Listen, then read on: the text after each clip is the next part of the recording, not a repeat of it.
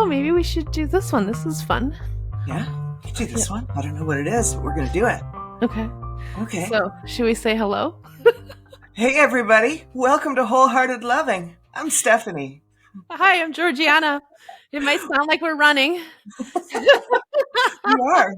We're running and bouncing on our respective footstools in our homes. Yes. Where are So, you taking us, G?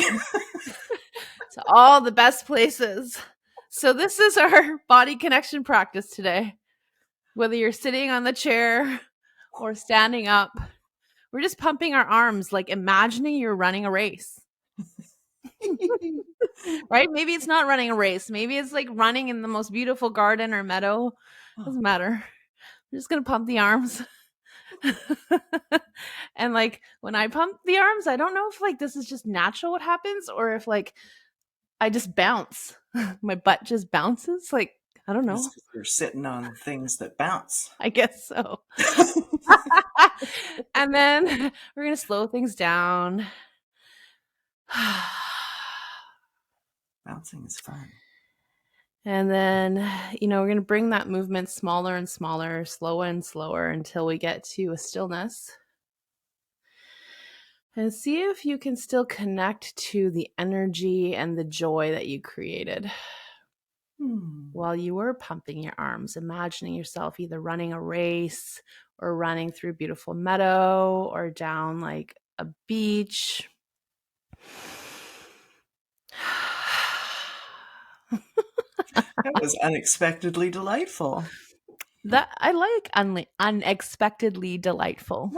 Right? I think we could all use more unexpectedly delightful in the day. Yeah. I feel like that wasn't where you were going. And then It wasn't. We just doing it and hit record and we're off to the races. Before each episode, Steph and I take a moment to consider which self-connection body practice we want to walk you through. And I had one in mind. And then my body just started pumping my arms like this. And so we thought, let's just go with this. It's amazing. And it's a great reminder to notice and follow your body's impulses. When it comes to like moving energy and just moving and taking up space. And of course, there's going to be some impulses that we have that are maybe not helpful and not safe. But I was pretty sure this was going to be a safe activity. Yeah. Right? And you know what? It's so neat because we're mimics, right? Humans are just naturally mimics. We see something, we start doing it, our synapses start firing in the same way. So I started copying you, doing this running motion. And then we've arrived somewhere we didn't expect to be. And it's so neat. Yes. Like there's so much metaphor in that. Follow the impulse, just go and see where you arrive and enjoy the process. Totally. And also, it totally changed our state, from like pretty serious, calm to now we're huffing and laughing. And, so movement is such a great tool to change your state. Yeah. It also energized me, right? Yeah. It's hard not to feel energized pumping your arms like this, like you're running. Totally. So, and then what you surround yourself with, right? Like, because of this mimic thing and the creating new energy, if you had, instead of doing that lovely thing, I mean, you could have done any number of things. You could have done something very unpleasant, and then we would have been in an unpleasant place together. Yes. Well, this is what's neat too, is I started pumping my arms like I was running. And then I saw you do it. And I'm like, well, let's do it then. And it became so fun and sweet. And it's also good to notice when you follow what feels good for you, what happens with the people around you? Do they support? Do they encourage? Like maybe they don't do the same thing with you, but what's the energy? How is it received? And to notice whether that's pleasant for you or not. That's the way my mom plays. She's very playful, and specifically this way. She'll start doing things, and then we're mimicking each other and doing all kinds of movements. It's a lot of fun. Yeah. Yeah. Yay. Thanks, Gigi. Yeah, you're welcome. So today we're talking about hamburgers. Not quite. But yes. You have an amazing story about dependence and independence springing from the making of The hamburgers. making of hamburgers. So it was just a regular, what day was it? Did it happen? I don't know, a regular weekday after school, waiting for the kids to come home. And Kai came home, opened the door. I was upstairs. I could hear him say, "Hi, Mom." And I think as he was walking up the stairs, he said, "I'm hungry. Can I make something to eat?" And I'd never quite heard, well, I'd never heard that string of words together. "I'm hungry. Can I make something to eat?" I'd also never heard it with such a sense of excitement and pride and confidence. And I was intrigued. I was like, what is happening?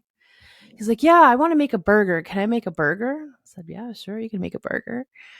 And and then, Luca was there and I was there and he said, "Are you hungry, Mom? I can make you one too." And Luca, "Do you want one? I can make you one." And this total, like, I've got it covered kind of energy and this excitement.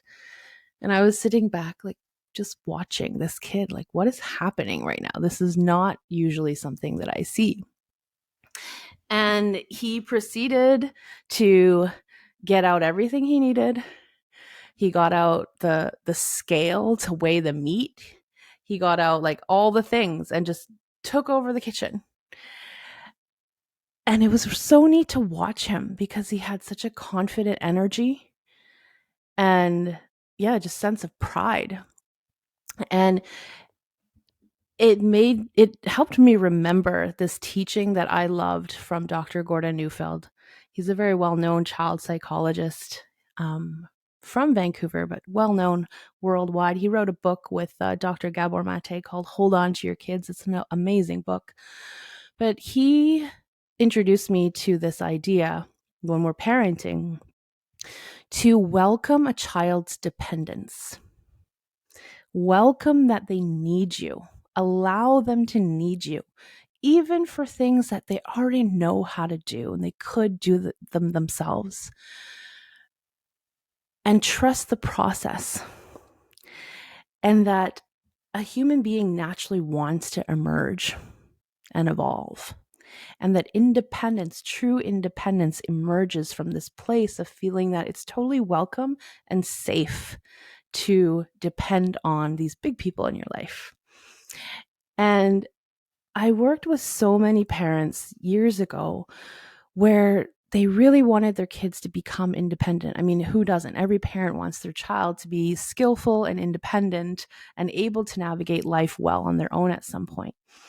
But the old way of thinking is that in order to foster independence, you have to push people. And you've pushed people hard and push people before they're ready. Push people before they can connect to their own internal desire to move forward. And something about, Gordon Neufeld's teachings, it just felt right in my gut. And I thought, I'm just going to try it. I'm going to try raising my kid this way. He was the only kid for a while. And I feel like this burger situation the other day was a beautiful, like, it was the fruits of my labor. I got to experience, this is what happens. This is what happens when this kid doesn't feel perpetually pushed to move to the next level, of independence, like that there's a forcefulness, that there's if you don't do it, there's something wrong with you. And look at your friends who all already can do this and do this. And I would love you to do this and be able to do this. So I think you should practice this and do it more often. And it was so neat to see that I haven't pushed in that area of him cooking for himself or cooking for us in any way. There's always been the opportunity or option, but it hasn't been something I pushed. And to see it evolve on its own was so beautiful to witness. And it reminds me, this is a kid who, so sensitive when he was a little boy to flavors, textures, tastes, everything, was so particular about what he was willing to eat. And I remember at the time parenting books and things you read, they would all say, if you have a picky child, try to include them in the meal making and the meal preparation because that can help them. And I totally agree. It really can. But he had no interest, no desire, or a mild interest, but it would fade very quickly. And it would just become more of a stressful situation than anything. And there were moments of like, oh, have I, that I would question myself. Have I not, stuck with that enough? Did I not encourage that enough? Right. But the bigger voice was no, you offered it as an option. There was no traction. It didn't really take, and it's okay. It doesn't have to take yet. And to watch him emerge in his own way, because in other areas of life, he has taken charge of things. He has practice in other areas that really excite him to try new things and become independent. I remember his skate laces. He plays hockey, has skated since he was 2. And I was like, man, how many years am I going to be lacing hockey skates at 5 a.m.? And at some point, forever, at some point I thought I could see that other kids on his team were doing their own laces. And like that internal like voice of like, oh, should he be doing his own laces now? Should I push him? And this is like a silly example. I didn't feel the need to push him, but also like I'm sure if I tried to encourage him to do that more, it wouldn't have been this traumatic experience for him. But what happened was, on his own, he decided, I want to be able to tie my own laces. So then he started practicing and he started doing them, and he started saying, I'm going to do them myself. And if I need them tightened, I'll ask my coach. And it's just been really pleasant being a parent and not feeling this tension and conflict and pressure energy of always wanting to push him and push him and push him and look at other kids and compare him and push him in that direction, and just trust that this kid is practicing so many life skills all the time. And if I just create the environment where you're welcome to take the leap and take the next step, and if you feel afraid or nervous, it's okay to be honest about that, and I'm happy to help you, they naturally emerge.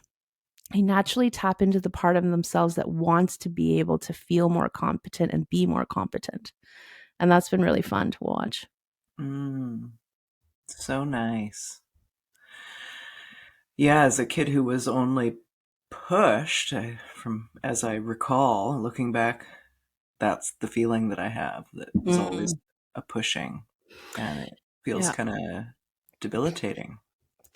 Right? And when I would work with parents, they would tell me, but these other kids at school don't need their parents to walk them into the classroom and hang up their coat and hang up their backpack. They just run in. But my kid is always asking and crying for that and clinging to me. And one thing that I think was very impactful for these parents to start seeing in a different light was I said, you can always look and you can compare. It's going to leave you and your kid feeling a certain way.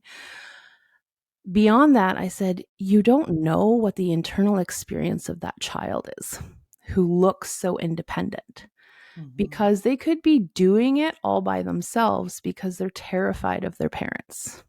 They could be because they're actually fearful of their safety. They could be doing it because they're scared of disappointing their parents. They might be doing it because they feel bad if they don't. But it's not from this natural desire and natural readiness to want to do it. Yeah. And I remember this mom saying to me, like, wow, I had never considered it that way before, right? That we're just looking at outward appearances. You don't know what's going on. Yeah. And in this case, it was, I think, kindergarten. And she had said, my kid's the only kid that still needs me to like walk into the classroom and hang up the stuff. And I said, are you open to perhaps a different way of approaching this and having a little bit of faith. She's like, okay. I said, my gut tells me that she's not going to want you to walk her into her classroom in grade 5, 6, 7, 8, 9, 10, 11, 12. Like that at some point, this will likely shift.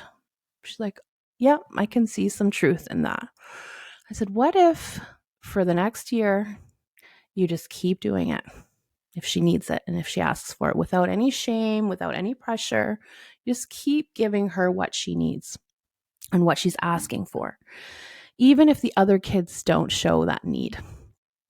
She's like, okay, I'm going to give it a try. And she came back to me when just after grade 1 started. And she said, summer came, and I was like, it's grade 1 starting, and I bet you we're going to go through the same thing again, and she's going to freak out again and not be ready to let go, and I'm going to feel embarrassed and pressured and all this stuff. And she said, but then we went and we walked to like the first week of grade 1, and she like just ran off from me and said, bye, Mom, see you later. And that was it.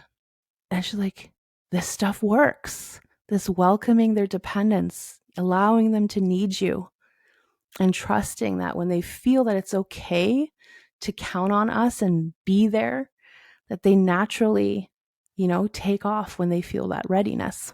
Yeah. Yeah. It was really awesome to hear that story. Wow. Yeah.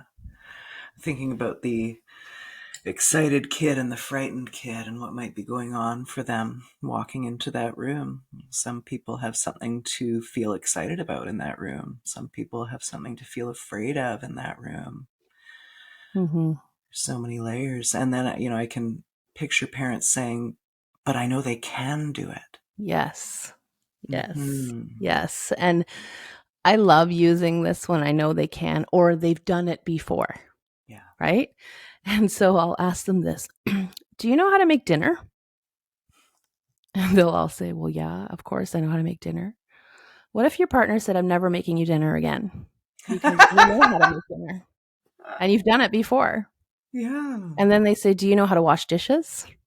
Oh, amazing. You know how to wash dishes. I'm never going to do that for you ever again either. I'm never going to help you with that.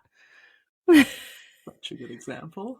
And the reality is, like, we love to be helped and supported. We'd love to like know that we have competence in something, and also that it's not always on us. For sure. It's so many layers in there, right? When it's like, so the kid has expressed in one way or another, probably through their actions, maybe hiding Mm-hmm. behind the parent, being sad, whatever it is, crying, that they feel afraid.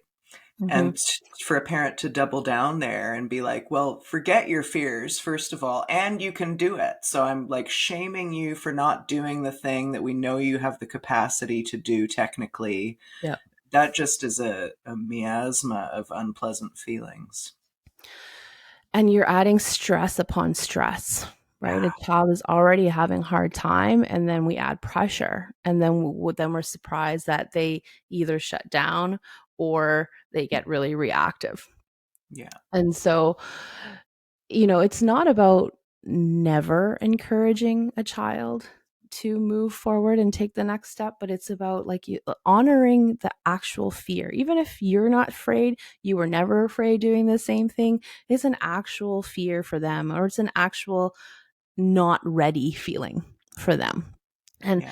and how to let that be okay, that there's permission to have your own pace.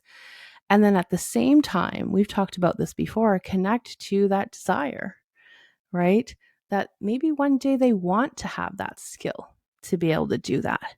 And if that's one day they'd like to have that, what's the next baby step, right?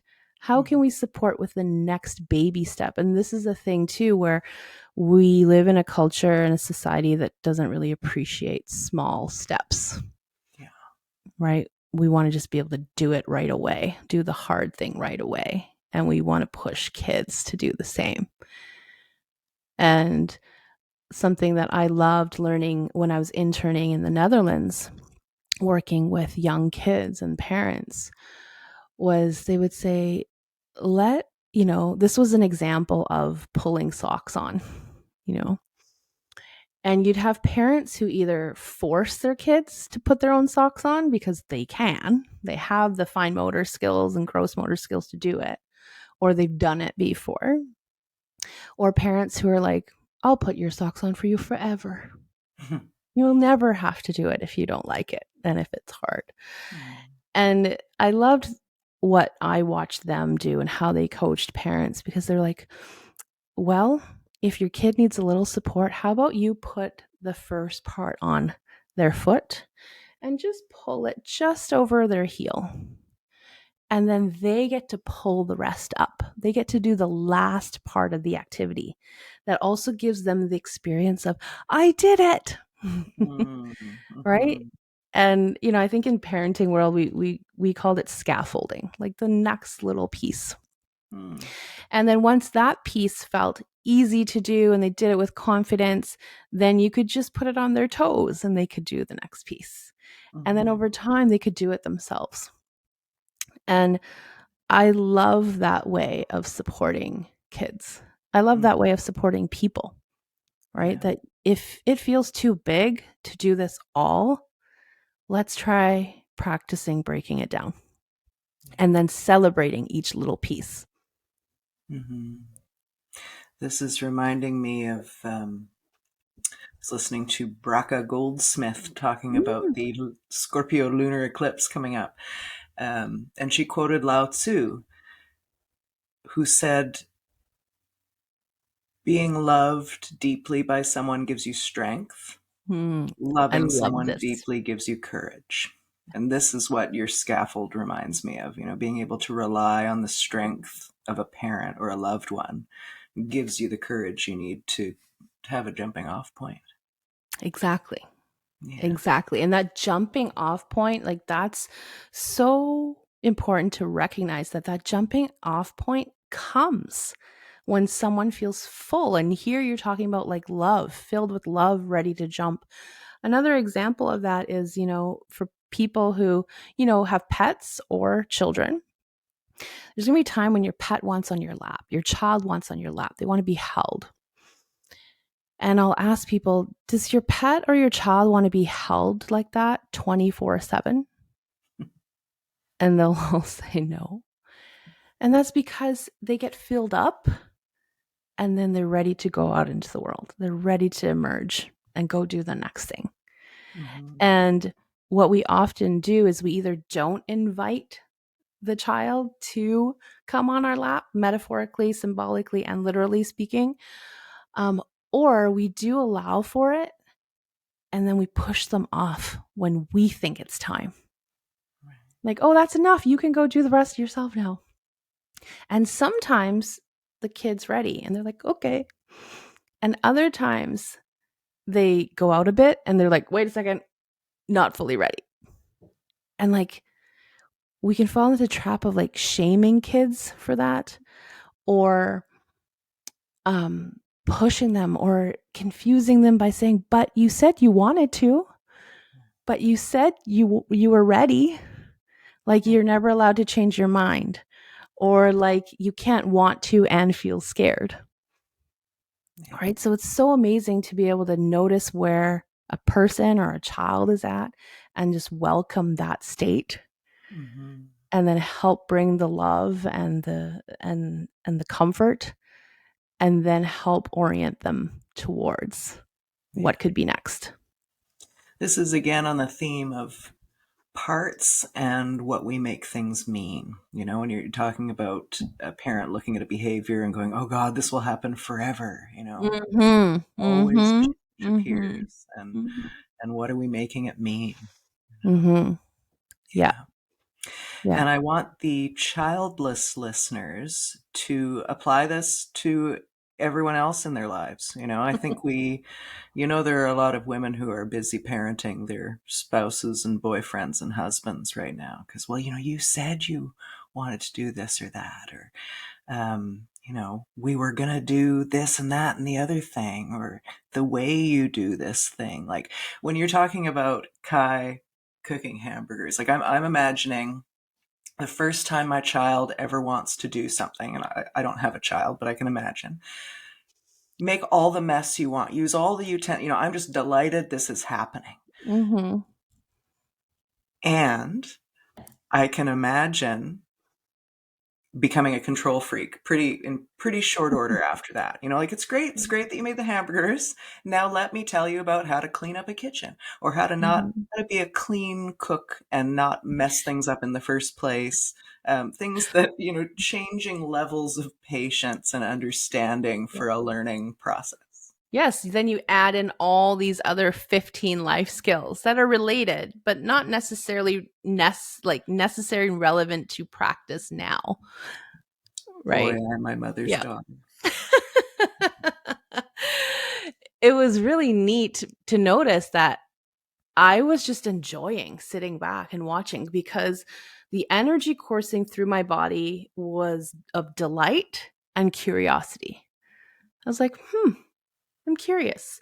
Mm, However, I know there was a point in time where that's not usually what courses through me, you know?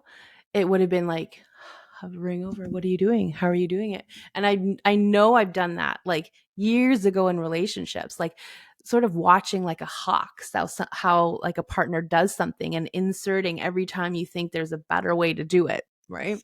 Or questioning their judgment of like, is that the best way? Like, or why would you do it like that? That makes no sense. yeah. And I could just sit and like watch. And it felt so nice to just sit and watch and let him be in his own process. And he was so proud. And I think I see that happen a lot in relationships where, and often the dynamic I've seen is a man is so proud of how he's contributing and doing something. And it's the woman who's like, but you didn't do it this way and you did it wrong over here. And like I've been on that woman's side before, Wow. so I'm not blaming or shaming. I'm just, noticing. I see that happen a lot. And it shuts down the other person so much. And I've had so many husbands and dads work with me who sit there and say, what's the point? What's the point of trying? Because no matter what I do, it's not right and it's not good enough. Yeah. Right. It's so brutal. The way we deploy our anxiety, which we think is we turn it into this managing, making sure everything is going well. It Mm-hmm. makes me feel so angry inside. I want to tell you about an episode of 90 Day Fiance.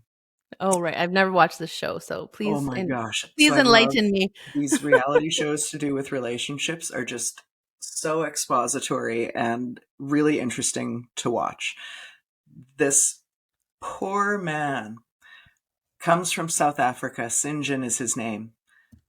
He's going to move in with this woman. They've spent actual time together. Often on the show, they haven't really spent any time together, but these people have been on at least a very long vacation together, which Okay. is another topic. Vacation people are not the same as home people. Totally different vibes, right?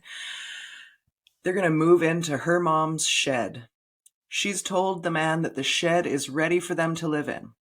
It is not. She's lied to him. She's giggling about how she's lied to him. Ha ha ha. It's a test. She doesn't know necessarily that it's a test, but it is. So she's expecting him to fix up the shed.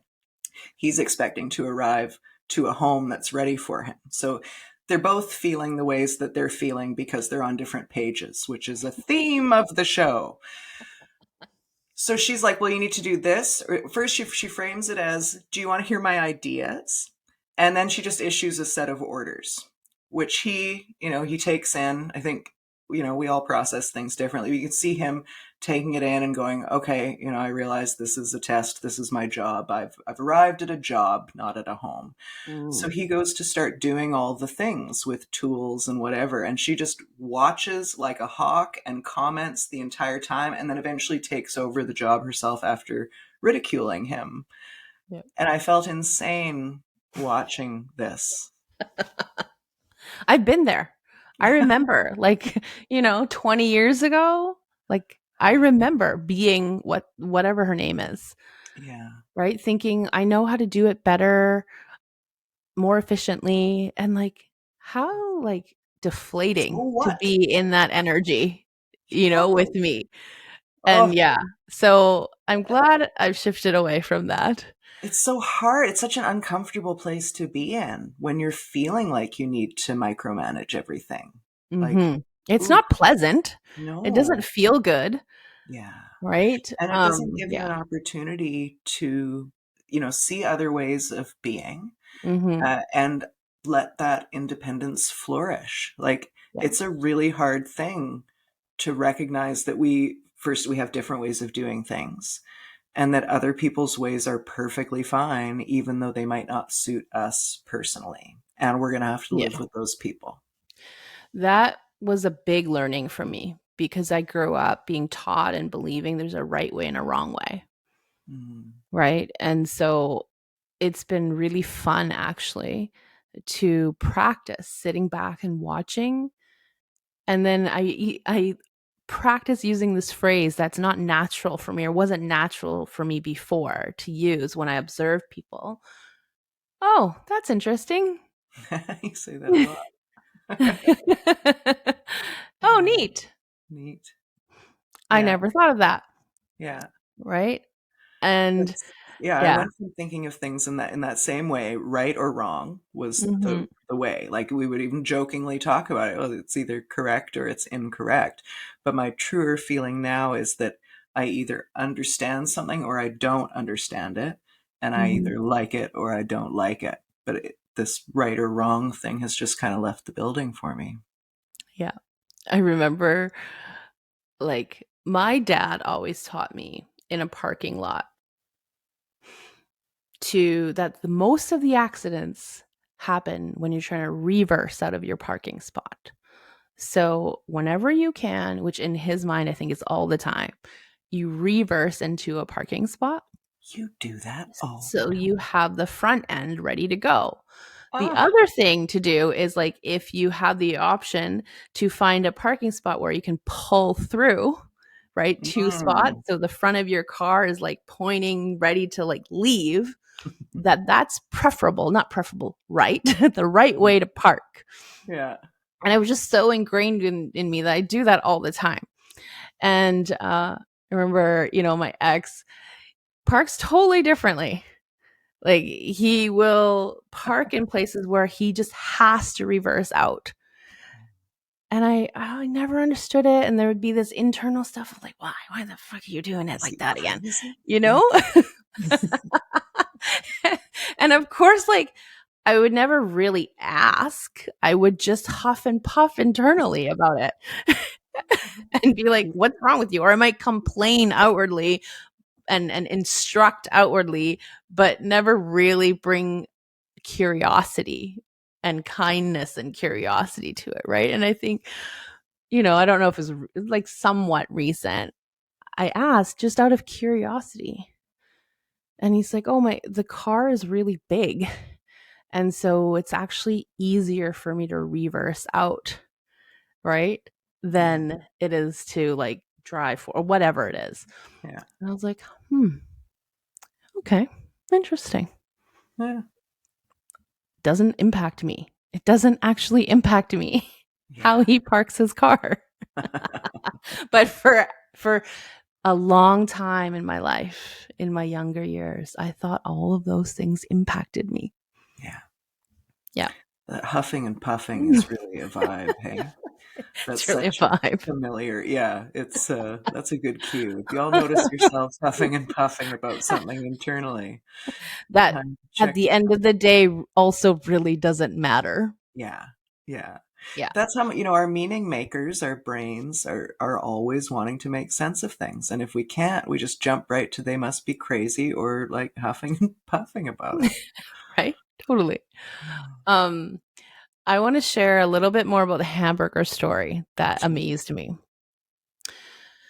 So I was just curious, like, Kai, how did you learn how to do this? Was this a recipe? Like, he's like, no, mom, YouTube. Of course, that's where they're learning things. And I said, well, was it one YouTube video? He's like, no, I just sort of saw the idea here and then whatever. And he said, so I just tried something. Because he was very specific. He was like, I need a scale. And then I'm going to weigh out 100 grams of meat. I'm going to make it into a ball. And then I'm going to put it, into a pan. There was this whole procedure. And so I was curious. So I said, okay, well, how did this happen? He's like, well, first, I tried 70 grams. And I said, and I was wondering, did this come from a recipe? He's like, no, I just made up 70. Like, okay. He's like, but I tried it, but they ended up being too small. So next time I did 100 grams. And I like 100. 100 is good. And he was very specific. It needs to be 2 minutes on the first side and then 1 minute on the other side. And so again, I asked, how do you know the timing? He's like, oh, I sort of looked it up. But then I noticed the first time around, I didn't smush the patty enough. So the time that I was using, it didn't cook it all the way through. And so he said, so then I smushed it more the next time. And he had like all this data, right? And so I thought, oh, this is a great opportunity to link up for him. Oh, you were using trial and data, right? Yeah. You tried something, it gave you information, and then you adjusted based on that. And each time you got closer to something that was what you wanted. And Luca chimed in and said, you mean trial and error? Right? And this was Kai's response. He's like, not error, because there was no error. And it was just the sweetest. And it was like, I love that the kids are being exposed to different ways of seeing things and doing life, things that I'm practicing now, being 44 years old. Mm-hmm. And, many adults are still learning to shift into these beliefs. And it's Mm-hmm. really fun to to see them using them. Mm-hmm. Yeah. Yeah. Kai's really neat in that way. I'm now extrapolating into the future, new layers of next time you guys come over, I'll make hamburgers and I won't weigh a damn thing and all the patties will be different sizes and it'll all turn out fine. And he'll say something, like, God, You will don't for you, sure you say should be doing it something. this way or that way or something. And then when I say, no, anyone can do it any way they want, he'll go, oh, okay. So like, I really love that he asserts himself, but he's not holding a position needlessly. He's very Yes. open. That is true. That's a great reflection because for sure he would have comments. Yeah. And what I love is you have that confidence in telling him, like, you don't have to weigh anything. You can make them, however you want. And he would feel that confidence and be like, Yeah. oh, good point. Sure. Cool. Yeah. Right. Yeah. Ah, Yeah. So neat. trial and data. Trial and data. Yeah. Hmm. Nice. Well, I feel like at some point we should talk about dependence and independence with the adult men in our lives. That's Hmm. also a big topic. Yes. Oh, so many stories to tell. So Yeah, many learnings over the years. so many. Okay, Hmm. Yeah. but not right now. My So, takeaway is nobody enjoys being pushed. yeah, yeah, it's not very fruitful. There's enough times in life where we're going to have to do things that we're not ready to do. There's no need to be adding needlessly to those. Hmm. Yeah. Okay, great takeaway. Do you have a closing practice for us? Mm, I'm following body again and it's doing circles. Oh, circles. Okay. Yeah. So just feeling your feet or your butt as your anchor points. And then just creating circles with your hips.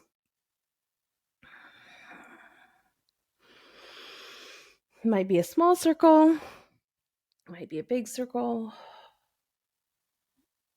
I really love practices like this one because we practice that duality of feeling anchored and sturdy. And also, there's room for flow and ease and movement. Hmm.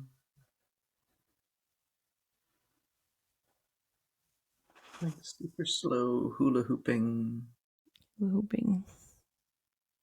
Yeah. Maybe one day that will be our self connection practice. We'll get hula hoops. Have you tried hula hooping as an adult? Very briefly, it felt much harder. Somehow it just stops working. It stops working. Hula hooping stops working. I was horrified. I hadn't hula hooped in maybe 20 years. And I don't know, this was probably 10, 15 years ago. I had actually a performance I was going to do, making up this choreographed dance that was completely hula hoop centric. And we went to practice and discovered we couldn't hula hoop anymore. I would really love to watch you hula hoop and hula hoop with you. Yeah, we should do that. Could do it now, I We're bet. going to be laughing so hard. I'm going to pee my pants. Ah, nice. Okay. So All right. we're moving and we're grounded at the same time. That's a nice Mm-hmm. practice. Yeah. Thank you. Also, you can try going the other way. See which way feels good. Oh, wow. I don't think I could hula hoop in this direction. My body doesn't understand. And that's okay. Gee, you're not going to push me to hula hoop in this direction, are you? You should be able to, because that lady down the street can. Now I have to hula hoop this direction for the rest of my life. Every day. And if you can't, something's obviously wrong with you. Oh, just as I suspected. What a relief.